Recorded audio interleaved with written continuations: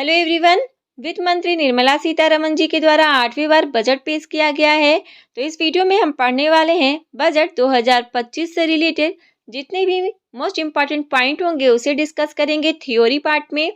साथ में बजट से रिलेटेड स्टैटिक जीके को डिस्कस करेंगे और साथ में इन दोनों से रिलेटेड जो भी इम्पॉर्टेंट एमसीक्यूज आपके एग्जाम में पूछे जा सकते हैं उन्हें भी यहाँ पे डिस्कस करेंगे। तो ये वीडियो आपके लिए एक कंप्लीट वीडियो होने वाली है।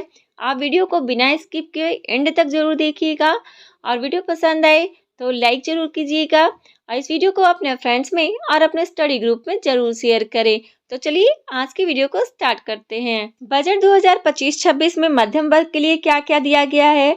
तो 12 लाख की कमाई पर कोई भी टैक्स नहीं देना होगा। नौकरी पेशा लोगों के लिए 75,000 का स्टैंडर्ड डिडक्शन दिया गया है, जिसमें 12.75 लाख तक उन्हें कोई भी टैक्स नहीं देना पड़ेगा। बुजुर्गों के लिए टैक्स छूट में डबल की गई है। टीडीएस की सीमा 10 लाख रुपए कर दी गई है। वहीं 4 साल तक अपडेटेड आईटीआर को भर सकेंगे। किराया आमदनी पर टीडीएस को 6 लाख रुपए की छूट दी गई है। मोबाइल फोन और ई कार्ड सस्ती होंगी। बजट घोषणा के बाद नई प्रस्तावित कर व्यवस्था जो है वहां 0 से 4 लाख तक कोई भी कर नहीं लगेगा। वहीं 4 लाख से 8 लाख तक का 5% का टैक्स देना होगा। यहाँ पर आपको एक कन्फ्यूजन होगा कि पिछले स्लाइड में मैंने आपको बताया कि 12 लाख तक कोई भी टैक्स नहीं लगेगा और यहाँ मैं बोल रही हूँ कि 4 लाख से 8 लाख पर आपको 5% का टैक्स देना होगा। तो इसे आप इस तरह से समझ सकते हैं कि 12 लाख तक तो आपको कोई भी टैक्स नहीं लगेगा, लेकिन 12 लाख से अगर ज़्यादा की कमाई होती है तो उस स्थिति में आपको 4 लाख से 8 लाख पर 5% का टैक्स देना होगा। वहीं 8 लाख से 12 लाख पर 10% का टैक्स, 12 लाख से 16 लाख पर 15% का टैक्स लगेगा, 16 लाख से 20 लाख पर 20% का टैक्स लगेगा, 20 लाख से 24 लाख पर 25% और 24 लाख से ऊपर पर आपको 30% का टैक्स देना होगा। केंद्रीय बजट 2025-26 में ज्ञान पर फोकस किया गया है। केंद्रीय वित्त मंत्री निर्मला सीतारमण ने संसद में देश का आम बजट पेश करते हुए कहा कि इस बार का बजट ज्ञान पर केंद्रित है। ज्ञान का मतलब क्या होता है? तो ज्ञान का अर्थ है गरीब, युवा, अन्नदाता और नारी शक्ति। इस बजट में प्रस्तावित विकास उपाय 10 व्यापक क्षेत्रों में है, जिनमें गरीबों, युवाओं, किसानों और महिलाओं पर ध्यान केंद्रित किया गया है। ईवी और मोबाइल की लिथियम आयन बैटरी सस्ती होंगी। एलईडी और एलसीडी टीवी सस्ती हो जाएंगी। कस्टम ड्यूटी घटाकर 2.5% कर दी गई है। देश में अगले हफ्ते एक नया इनकम टैक्स बिल को लाया जाएगा। 1 लाख करोड़ रुपए का अर्बन चैलेंज फंड बनेगा। शहरी क्षेत्र के गरीबों की आय बढ़ाने की योजना आएगी। 1 लाख अधूरे घर पूरे होंगे और 2025 में 40,000 नए मकान हैंडओवर किए जाएंगे। हर घर नल से जल पहुंचाने तक जल जीवन मिशन कार्यक्रम है उसे 2028 तक बढ़ाया गया है। वहीं महिलाओं के लिए 2 ऐलान किए गए हैं, जिसमें SC/ST की MSME महिला उद्यमियों के लिए विशेष लोन योजना है। पहली बार उद्यमी बनने वाली महिलाओं को 2 करोड़ का टर्न लोन मिलेगा। बुजुर्गों के लिए सीनियर सिटीजन्स के लिए टैक्स छूट दोगुनी है। 50,000 से बढ़ाकर 1 लाख रुपए कर दी गई है। 36 जीवन रक्षक दवाएं पूरी तरह टैक्स फ्री रहेंगी। देश में 200 डे केयर कैंसर सेंटर बनेंगे। वहीं मेडिकल उपकरण और कैंसर की दवाएं जो हैं वो सस्ती हो जाएंगी और 6 जीवन रक्षक दवाओं पर कस्टम ड्यूटी को 5% घटाई गई है। 13 मरीज सहायता कार्यक्रम बेसिक कस्टम ड्यूटी से बाहर है। किसान के लिए क्या किया गया है? तो किसान क्रेडिट कार्ड की लिमिट जो है वो 3 लाख से बढ़ाकर 5 लाख रुपए कर दी गई है। देश में पीएम धन दान कृषि योजना शुरू होगी और 100 जिलों को इससे फायदा होगा। डेयरी और मछली पालन के लिए 5 लाख रुपए तक का लोन मिलेगा। समुद्री उत्पाद सस्ते होंगे। कस्टम ड्यूटी 30% से घटाकर 5% की गई है। अंडमान निकोबार और गहरे समुद्र में मछली पकड़ने को बढ़ावा मिलेगा और बिहार के किसान की मदद के लिए मखाना बोर्ड का गठन होगा। तो मखाना बोर्ड का गठन कहाँ किया जाएगा? तो वो किया जाएगा बिहार में। मिथिलांचल में पश्चिमी कोसी नहर परियोजना शुरू हो जाएगी। 50,000 हेक्टेयर क्षेत्र के किसानों को फायदा मिलेगा। दालों में आत्मनिर्भरता हासिल करने के लिए 6 साल का मिशन चलाया जाएगा। Post payment bank payment service ग्रामीण योजनाओं में बढ़ाई जाएगी। कपास उत्पादन के लिए 5 साल की कार्य योजना बनाई गई। प्रोडक्शन मार्केटिंग पर फोकस किया जाएगा और वहीं असम के नामरूप में नया यूरिया प्लांट लगेगा। तो ये क्वेश्चन आपके पूछे जा सकते हैं कि नया यूरिया प्लांट कहाँ लगेगा, तो वो लगेगा असम के नामरूप में। युवाओं के लिए स्टार्टअप के लिए 10,000 करोड़ रुपए का फंड बनेगा और 500 करोड़ रुपए से 3 AI मतलब आर्टिफिशियल इंटेलिजेंस एक्सीलेंस सेंटर बनाए जाएंगे। मेडिकल एजुकेशन में अगले 5 साल में 75,000 सीटें बढ़ेगी। देश में 23 IIT में 6,500 सीटें बढ़ाई जाएंगी और मेडिकल कॉलेज में 10,000 सीटें बढ़ेगी। PM रिसर्च फेलोशिप के तहत 10,000 नई फेलोशिप दी जाएगी।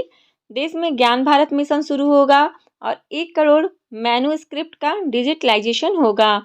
पटना IIT में हॉस्टल की सुविधाएं बढ़ाई जाएंगी। Make in India make for world को बढ़ावा देंगे। स्किल बढ़ाने के लिए 5 राष्ट्रीय स्तर के सेंटर बनाए जाएंगे और सभी सरकारी माध्यमिक विद्यालयों और प्राथमिक स्वास्थ्य केंद्रों को ब्रॉडबैंड कनेक्टिविटी दी जाएगी। व्यापारियों के लिए MSME के लिए लोन गारंटी लिमिट 5 करोड़ से बढ़कर 10 करोड़ होगी। सोशल वेलफेयर सरचार्ज हटाने का प्रस्ताव किया गया है। 60 टैरिफ रेट हटेंगे। अब देश में 8 टैरिफ रेट ही रह जाएंगे। ग्लोबल कैपेबिलिटी सेंटर Tier 2 शहरों में बनाए जाएंगे। देश को खिलौना उत्पाद का ग्लोबल हब बनाने राष्ट्रीय योजना बनेगी। नई लीडर स्कीम 22 लाख लोगों को रोजगार मिलेगा। बिहार में national institute of food technology बनेगा। सूक्ष्म उद्यमों के लिए 5 लाख रुपए की लिमिट वाले कस्टमाइज क्रेडिट कार्ड जारी होंगे। पहले वर्ष 10 लाख कस्टमाइज क्रेडिट कार्ड जारी किए जाएंगे। शहरी स्ट्रीट वेंडर्स के लिए PM स्वनिधि स्कीम की लोन लिमिट बढ़कर 30,000 रुपये होगी। अब यहाँ से MCQs को डिस्कस करेंगे। तो आज का फर्स्ट क्वेश्चन है, संसद में पूर्ण बजट 2025 किसके द्वारा पेश किया गया है? तो अभी पूर्ण बजट 2025 जो है वो वित्त मंत्री निर्मला सीतारमण जी के द्वारा पेश किया गया। बजट शब्द का मतलब क्या होता है? तो बजट शब्द का मतलब होता है, ये फ्रेंच भाषा के बगट से लिया गया है। इसका अर्थ होता है चमड़े का थैला। संविधान के आर्टिकल 112 के अनुसार आम बजट एक वित्त वर्ष में सरकार की आय व्यय का लेखा जोखा होता है और स्वतंत्र भारत का पहला बजट 1947 में लाया गया था। पूर्ण बजट क्या होता है? तो पूर्ण बजट जिसे रेगुलर बजट, सामान्य बजट या सालाना बजट भी कहा जा सकता है, चुनाव के बाद आने वाली नई सरकार के द्वारा पेश किया जाता है और इसमें पूरे वित्तीय वर्ष के लिए सालाना फाइनेंशियल डिटेल शामिल होती है। इसे संसद के दोनों सदनों में पेश किया जाता है और इस पर बहस होती है और इसे पारित किया जाता है।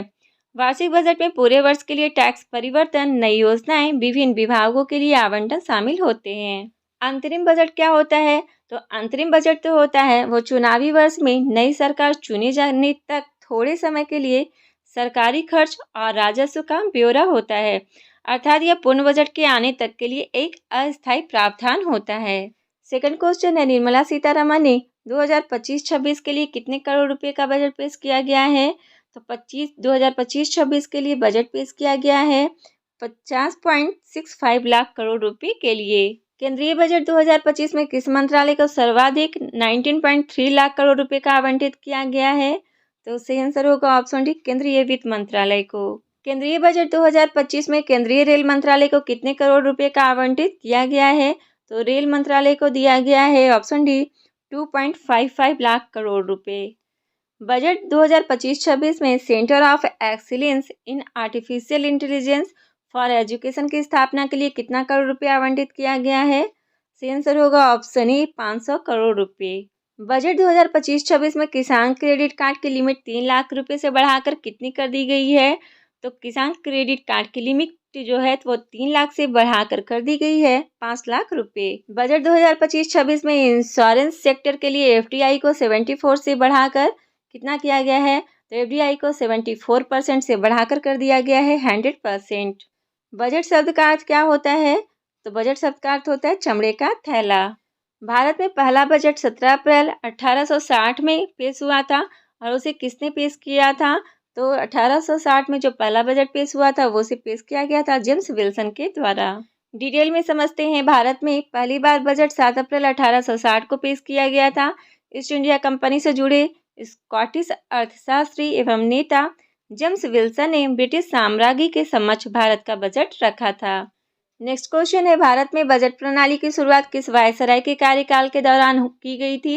तो बजट प्रणाली की जो शुरुआत की गई थी वो की गई थी लॉर्ड कैनिंग के दौरान, जो वायसराय थे उस टाइम। संविधान में बजट शब्द की जगह क्या प्रयोग किया गया है? तो संविधान में बजट शब्द का उल्लेख नहीं है, तो बजट शब्द के स्थान पे किया गया है एनुअल फाइनेंशियल स्टेटमेंट और वार्षिक वित्तीय विवरण। तो सही आंसर होगा ऑप्शन सी, उपयुक्त दोनों। वार्षिक वित्तीय विवरण का प्रावधान भारतीय संविधान के किस आर्टिकल में है? तो वार्षिक वित्तीय विवरण मतलब बजट का जो प्रावधान है वो आर्टिकल 112 में दिया गया है। किस वर्ष सर विलियम वर्थ की अध्यक्षता में ईस्ट इंडिया रेलवे कमेटी, जिसे एक वर्थ कमेटी भी कहा जाता है, उसकी सिफारिशों पर सामान्य सरकारी वित्त से रेलवे वित्त को अलग कर दिया गया है? सही आंसर होगा ऑप्शन ई 1924 में। भारत का केंद्रीय बजट और रेलवे बजट किस वर्ष में विलय किया गया था? तो केंद्रीय बजट और रेलवे बजट को विलय किया गया था ऑप्शन सी 2017 में। भारत में कौन सा मंत्रालय बजट तैयार करता है? तो बजट तैयार करता है वित्त मंत्रालय। स्वतंत्र भारत का पहला बजट किसने पेश किया था? तो स्वतंत्र भारत का पहला बजट पेश किया था ऑप्शन ए आर के शनमुखम चेट्टी। आर के शनमुखम चेट्टी ने स्वतंत्र भारत का पहला बजट 26 नवंबर 1947 को पेश किया था। नेक्स्ट क्वेश्चन है, कौन सा बजट भारत का पहला पेपरलेस बजट प्रस्तुति है? तो पहला पेपरलेस बजट जो था वो था ऑप्शन सी 2021-2022 में। संसद में कितनी बार पेपरलेस बजट को पेश किया गया है? तो सही आंसर हो जाएगा ऑप्शन डी 5 बार। 2021 में पहला पेपरलेस बजट पेश किया गया था और इसके बाद से देश में पेपरलेस बजट की परंपरा शुरू हो गई। वित्त मंत्री की ओर से अब टैबलेट के जरिए बजट पेश किया जाता है और टैबलेट से ही वित्त मंत्री बजट के सभी महत्वपूर्ण बिंदु संसद में रखती हैं। वित्त वर्ष 2022 और 2023 का बजट भी पेपरलेस था। भारत की पहली पूर्णकालिक महिला वित्त मंत्री कौन है? तो सही आंसर हो जाएगा इसका ऑप्शन डी निर्मला सीतारमन जी। भारत की पहली महिला वित्त मंत्री कौन थी? तो भारत की पहली महिला वित्त मंत्री थी इंदिरा गांधी। अगला क्वेश्चन देखते हैं, बजट में क्या होता है? सरकार की आमदनी और प्रस्तावित योजनाओं पर होने वाले खर्च का विवरण, सरकार की कमाई और खर्च का ब्यौरा होता है और मंत्रालयों को उनके खर्च के लिए धनराशि का आवंटन किया जाता है। तो सही आंसर होगा ऑप्शन डी उपयुक्त सभी। लगातार 8वीं बार बजट पेश करने वाली पहली महिला वित्त मंत्री कौन बनी है? तो वो बन गई हैं ऑप्शन ए निर्मला सीतारमन जी, जो 2025 में 8वीं बार बजट पेश किए हैं। भारत में निम्न में से कौन सा बजट का प्रकार नहीं है? तो बजट का प्रकार नहीं है वो है आरक्षित बजट, संतुलित बजट है, अधिशेष बजट है और घाटे का बजट है। भारत में शून्य बेस बजट का प्रयोग पहली बार किस वर्ष किया गया था? तो शून्य बेस बजट किया गया था ऑप्शन सी 1987 में। किसने भारत में सबसे लंबा बजट भाषण दिया है? तो सबसे लंबा बजट भाषण जो दिया है वो दिया निर्मला सीतारमन जी। 2020 का बजट सबसे लंबा था जो 2 घंटे और 40 मिनट तक चला। यह भारत का सबसे लंबा बजट भाषण भी था और 2025 में 8वां बजट 77 मिनट का था। सबसे छोटा बजट भाषण किसने दिया है? तो सबसे छोटा बजट भाषण जो दिया है वो दिया है ऑप्शन बी हीरूभाई मुलजी पटेल। तत्कालीन वित्त मंत्री हीरूभाई मुलजी पटेल 1977 में सिर्फ 800 शब्दों वाला बजट भाषण दिया था। भारत के कितने प्रधानमंत्री ने प्रधानमंत्री रहते हुए बजट पेश किया है? तो प्रधानमंत्री रहते हुए बजट पेश किया है ऑप्शन बी 3 लोगों ने। तो प्रधानमंत्री रहते हुए बजट पेश करने वाले प्रधानमंत्री हैं जवाहरलाल नेहरू, राजीव गांधी और इंदिरा गांधी। गणतंत्र भारत का पहला बजट किसने पेश किया था? सही आंसर हो जाएगा इसका option A John Mathai. Next question है, गणतंत्र भारत का पहला बजट कब पेश किया गया था? तो गणतंत्र भारत का पहला बजट पेश किया गया था 28 फरवरी 1950 को। सबसे अधिक बार बजट पेश करने का रिकॉर्ड किस नेता के पास है? तो सही आंसर हो जाएगा ऑप्शन ए मोरारजी देसाई। यह रिकॉर्ड पूर्व प्रधानमंत्री मोरारजी देसाई के नाम पर है, जिन्होंने 1962-69 के बीच में वित्त मंत्री रहते हुए सर्वाधिक 10 बार सबसे अधिक बार बजट पेश किया है। और इसके बाद पी चिदम्बरम, प्रणब मुखर्जी 8 बार, यशवंत सिन्हा जो हैं वो 8 बार और मनमोहन सिंह जो हैं वो 6 बार बजट पेश किए हैं। 2017 से पहले बजट जो है किस तिथि को पेश किया जाता था? तो 2017 से पहले बजट पेश किया जाता था फरवरी के अंत में। अगला क्वेश्चन देखते हैं, 2017 के बाद बजट किस तिथि को पेश किया जाने लगा? तो 2017 के बाद बजट पेश हुआ जाने लगा 1 फरवरी को। अंतरिम बजट को क्या कहा जाता है? तो अंतरिम बजट को कहा जाता है मिनी बजट और वोट ऑन अकाउंट। तो सही आंसर हो जाएगा ऑप्शन सी उपयुक्त दोनों। भारत के वित्तीय वर्ष की शुरुआत कब होती है? तो सही आंसर होगा ऑप्शन सी 1 अप्रैल को। वित्तीय वर्ष की अवधि देशों के बीच अलग अलग होती है। भारत में वित्तीय वर्ष 1 अप्रैल से शुरू होता है और 31 मार्च को समाप्त होता है। यह उस अवधि का प्रतिनिधित्व करता है जिसमें आय अर्जित की जाती है। नेक्स्ट क्वेश्चन है, किस वित्त मंत्री ने एक भी बजट पेश नहीं किया है? तो ऐसे वित्त मंत्री हैं ऑप्शन बी केसी नियोगी, जिसने एक भी बार बजट पेश नहीं किया। केसी नियोगी और एच.एन. बहुगुणा केवल 2 ऐसे वित्त मंत्री हैं जिन्होंने भारत का केंद्रीय बजट पेश नहीं किया है। ऐसा इसलिए था क्योंकि वे 2 बजट दिनों के बीच इतने कम समय के लिए पद पर रहे कि उन्हें बजट पेश करने का कोई अवसर नहीं मिला। नियोगी, जो भारत के दूसरे वित्त मंत्री थे, उन्होंने केवल 35 दिनों के लिए पद संभाला था। किस साल में बजट जो है 2 बार प्रस्तुत किया जा सकता है? तो सही आंसर होगा ऑप्शन सी इलेक्शन ईयर में। किस साल पहली बार बजट हिंदी में तैयार किया गया था? तो पहली बार बजट हिंदी में तैयार किया गया था ऑप्शन ए 1955-56 में। तो ये आज का लास्ट क्वेश्चन था। आज की वीडियो आपको कैसी लगी? आप अपना फीडबैक हमें कमेंट में जरूर दीजिएगा। वीडियो पसंद आई होगी तो लाइक एंड शेयर जरूर करें और इस चैनल पे पहली बार आए हैं तो प्लीज़ चैनल को सब्सक्राइब कर ले और पास वाले बेल आइकन को प्रेस कर ले ताकि नई वीडियो का नोटिफिकेशन आपके पास सबसे पहले पहुंच सके। तो मिलते हैं इसी तरह के और भी नई वीडियो में, तब तक के लिए बाय बाय, टेक केयर, जय हिंद।